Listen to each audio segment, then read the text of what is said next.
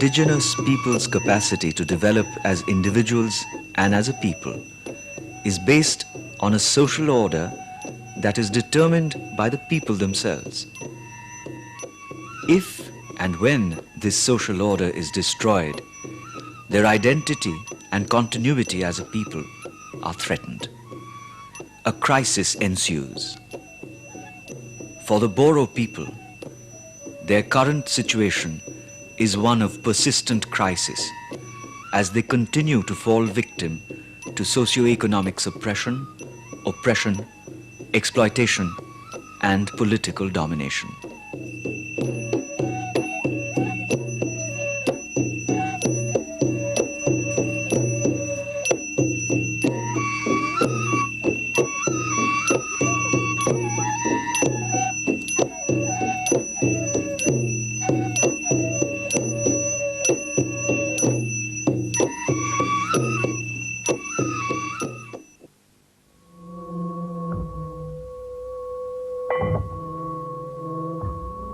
Since time immemorial, the Boro had ruled not only the entire Brahmaputra and Barak valley, but also some parts of West Bengal, Bihar, Nepal, and Bangladesh. In different places and times, the Boro were known by different names: Kirata, Mlesa, Kachari, Sutia, Moran, Koch, Dimasa, and Tipera. Since historically untraced ages, the Boro had exercised highly developed political, legal, and socio-cultural entities. Historical monuments and remains at Dimapur, Nagaland, Khaspur and Maibong in Assam, Tripuri Castle in Agartala are mute witnesses to the heights of Boro civilization.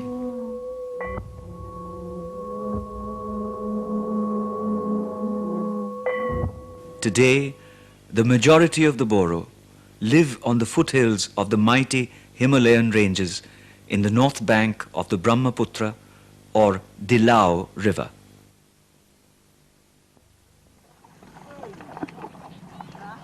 When a Boro works on a piece of land, he establishes a spiritual and legal bond with it.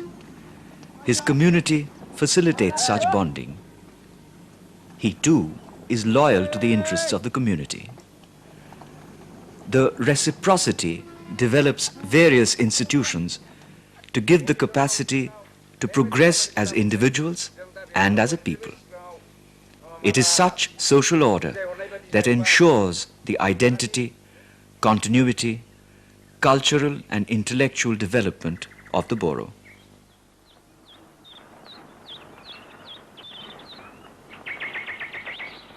The Boro have their own Tibeto-Burmese language. They have their own religion, laws and customs. The Sizo tree, five-limbed, is an apt symbol of worship.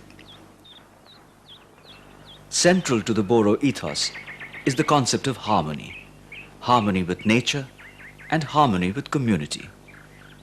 This is well expressed through their idea of cosmos. Boro cosmology is reflected in Bato, the five elements: earth, water, fire, wind and sky.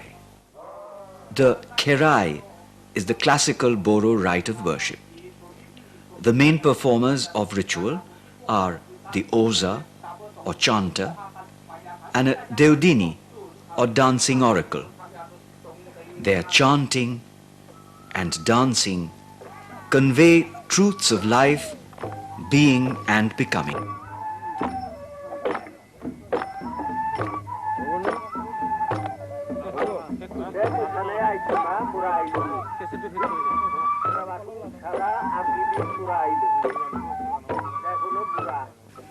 The altar for worship is around the Sizo tree, the Euphorbia splendens. It is fenced in with a round frame of split bamboo. There is no priestly class or caste system.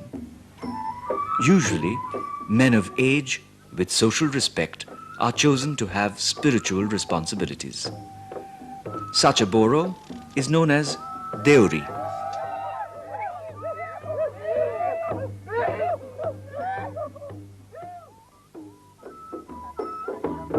Sometimes a kerai is special, and so it is large scale.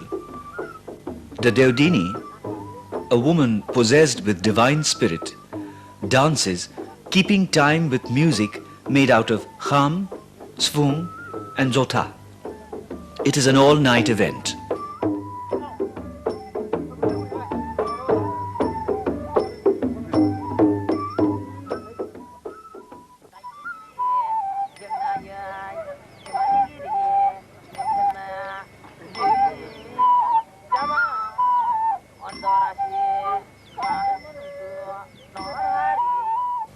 The Oza chants continually.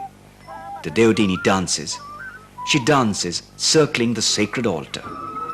Finally, the divine spirit in the Deodini lifts her high beyond the realms of space, beyond the confines of time, far into infinity. A kerai is more than just a rite, participatory in nature. It provides myths of human origin, the origin of the world, the individual's ideal relations to land and community, processes of conflict resolutions and moral values designed for all aspects of living and developing in Boro society.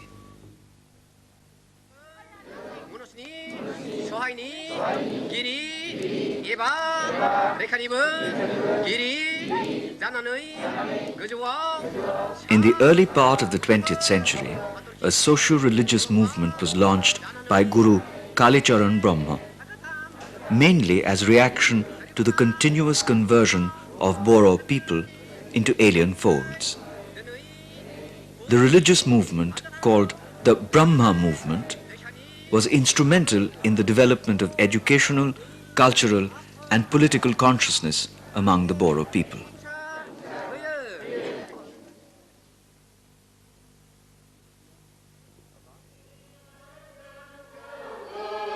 About the same time, Christianity had its impact in Boro society. The first Christian missionary, Reverend Sidney Endel, came to preach the good news as early as 1864 among the Boro people. He was eloquent in the Boro language. Reverend Sidney Endel established many village schools. In 1875, Reverend Endel's Boro Christian Church was built at Bengbari. He is known as the father of Boro literature by compiling an outline of Kachari grammar and by publishing a monograph, The Kacharis.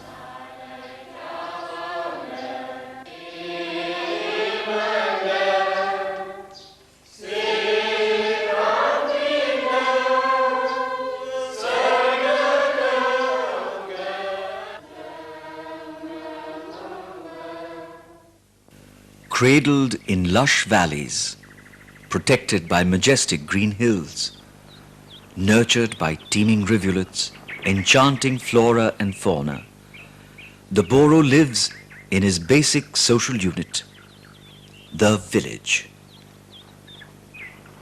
Houses are built of bamboo and straw thatch with a courtyard in between.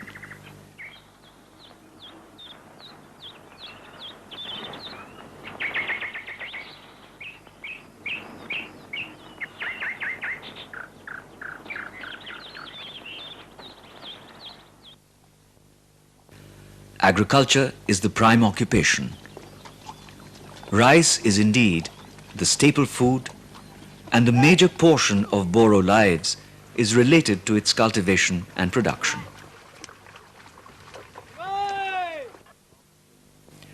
In a land crisscrossed by fast-flowing rivers, rain-swollen rivulets, and soft, boulder-strewn, tinkling streams, fish is plentiful. Boro women enjoy fishing, both for pleasure and food. Fish traps are known as zekai and folho. The fish basket is known as kobai. These are made out of bamboo fastened with cane.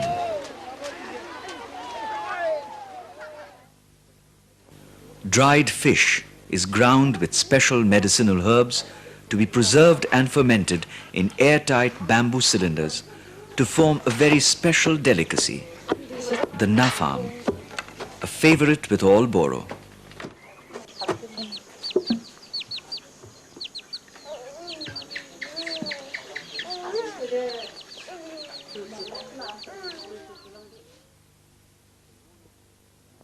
Except for beef, the Boro eat a wide variety of food: fish, crabs, snail meat, silk pupae, rice cakes, pork, exotic herbs and bamboo shoots are the favorite cuisine.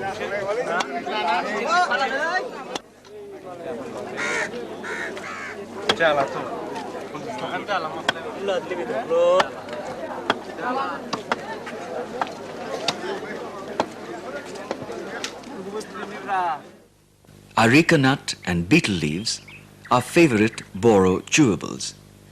Each and every courtyard has these trees. Visitors and guests are warmly entertained with betel nut.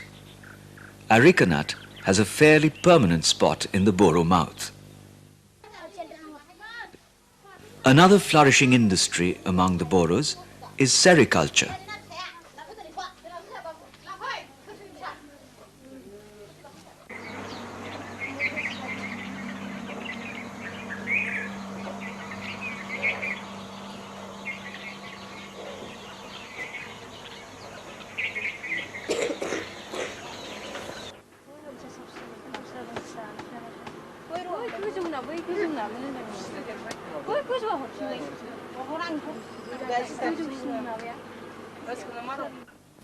Each Boro family, rich or poor, usually keeps one or more hand-operated loom.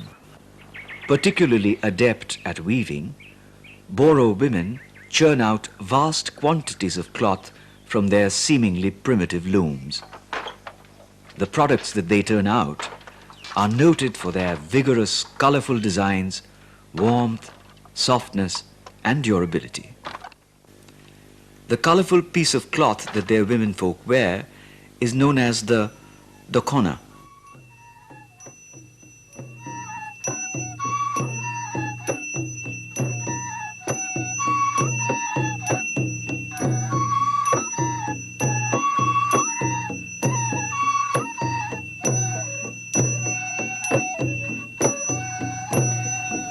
With song on their lips and rhythm in their gait, music and dance are an integral part of Boro cultural life. With soft, flowing movements, strangely reminiscent of flitting butterflies, the Bogorumba is the most popular dance.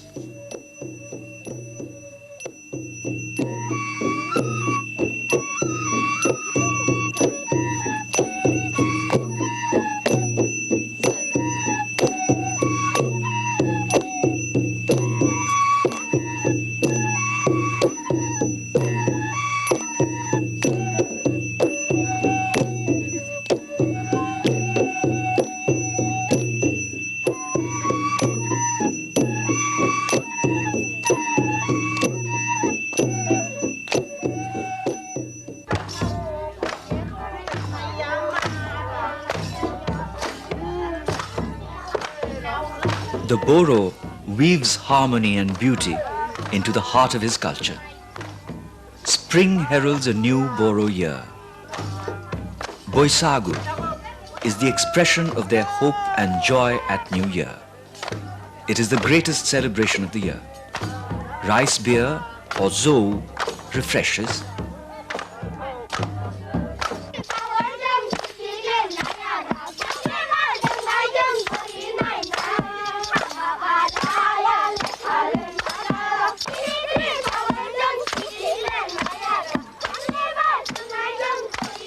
Love songs repair spirits.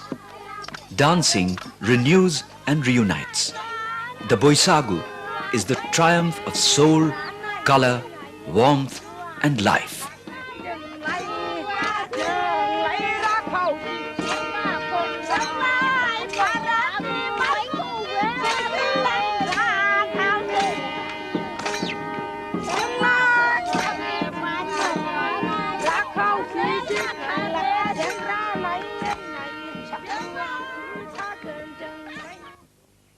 The Boro and their land were left alone for a long time until changing world conditions lured them and land was viewed differently. The impact of Western civilization on the Boro was felt in the last decades of the 19th century and resulted in the consequent decline and extinction of the Boro kingdoms of Dimasa, Tipura or Kokborok, Sutiar, Moran, Koch and others. The colonialists seized Boro lands for rich natural resources to feed rapid rates of industrialization in the West.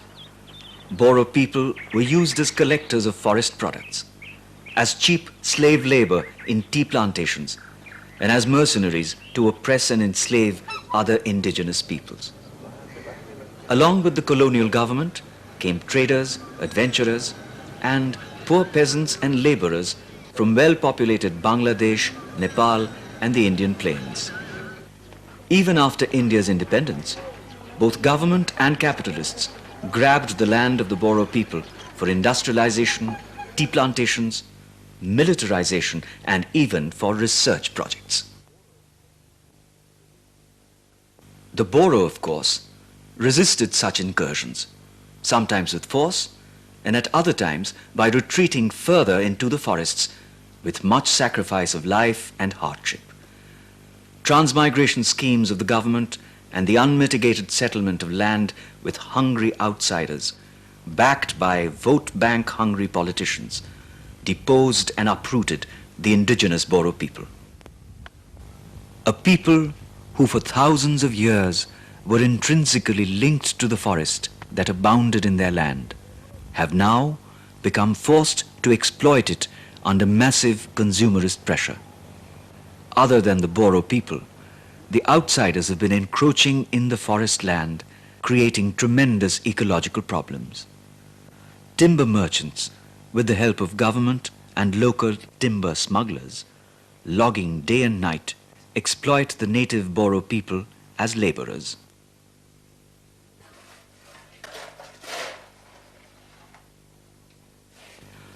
Enforced poverty has not only turned the Boro into a daily wage earner at home, but has also forced him to migrate to alien land as a laborer. More than 50,000 laborers have been forced to work in the coal mines of Jayantia Hills in Meghalaya in dangerous and unhealthy conditions.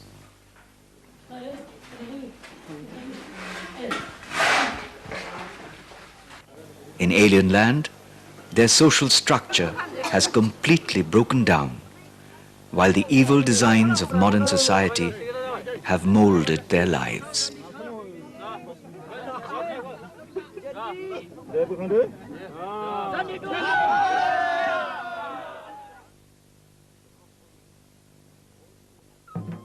The Kokborok, known also as Tripuri, had ruled the smallest northeast Indian state, Tripura, till the early part of the 20th century.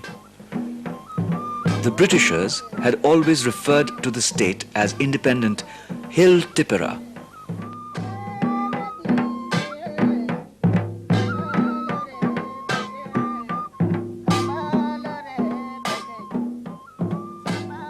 Surprisingly, just after joining the Indian Union in 1949, the Kokborok, who were owners and constituted more than 90% of the total population of Hill Tipura prior to the 1947 partition, have been reduced to a microscopic minority.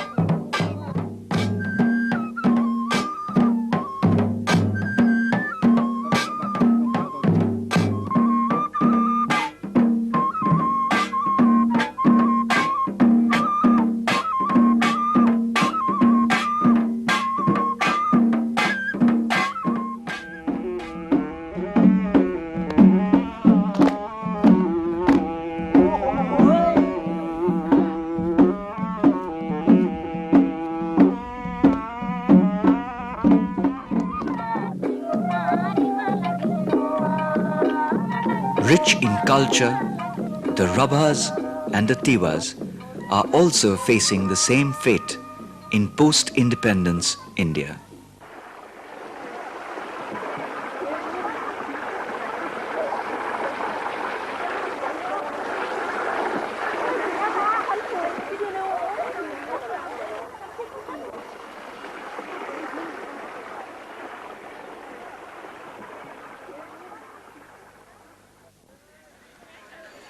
The systematic subversion of indigenous social and political institutions and the imposition of alien institutions have forced most Boro to accept the new order of living. Nevertheless, despite the onslaught of the colonizers and the politically dominant society, the values espoused in the indigenous worldview, in the indigenous social and political institutions, are not completely lost. Enough of the old social order was preserved or remembered to spark off a new fervor and promote the Boro to reclaim their identity and their dignity as a people. Now, a long and difficult struggle has just begun to restore the lost heritage.